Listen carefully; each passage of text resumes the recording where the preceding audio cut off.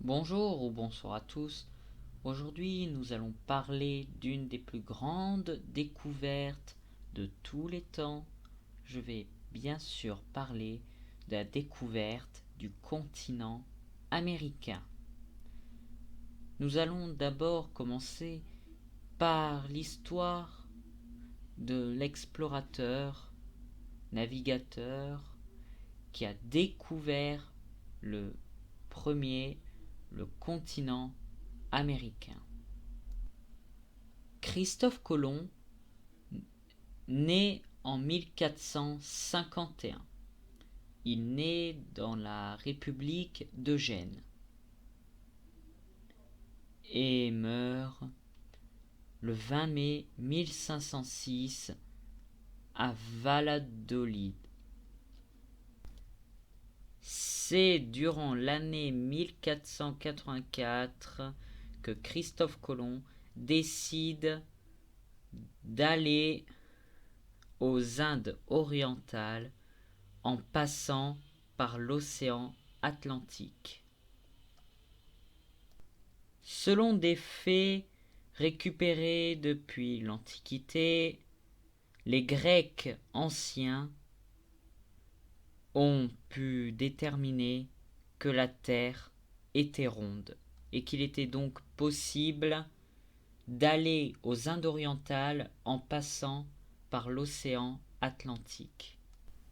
Et c'est le 17 avril 1492 qu'il signe avec les rois catholiques Ferdinand d'Aragon et Isabelle de Castille le fait qu'il deviendra vice-roi et gouverneur général des territoires qu'il pourrait découvrir quand il aura traversé l'océan. Grâce à l'argent qui finance l'expédition de Christophe Colomb, il a pu être accompagné d'autres navigateurs et il fut donc aux commandes de 3 navires, la Santa Maria, la Pinta et la Niña. Après une longue traversée dans l'océan Atlantique, c'est aux environs de 2 heures du matin que l'on entendit sur l'un des navires « Terre en vue ». Tout le monde se précipita sur le pont pour vérifier le fait, et le fait était réel.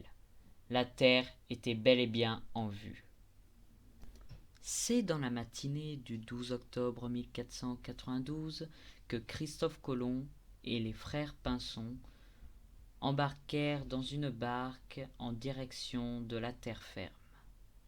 Une fois accostés, pensant être sur une île de l'archipel du Japon, décidèrent de dire au nom du roi et de dire qu'au nom du Christ, ils nomment l'îlot sur lequel ils sont San Salvador. Et c'est donc comme ça qu'une des îles de la mer des Sargasses fut découverte par Christophe Colomb.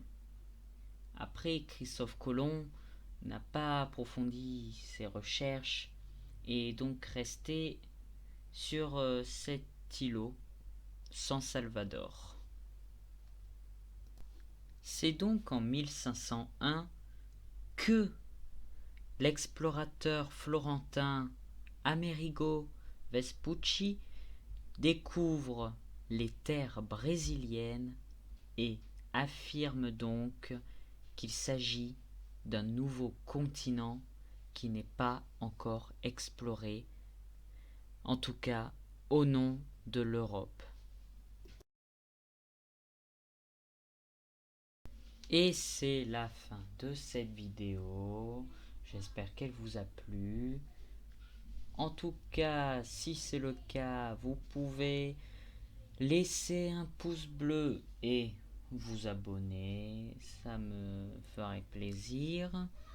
Et dans ce cas, je vous dis à bientôt dans une prochaine vidéo.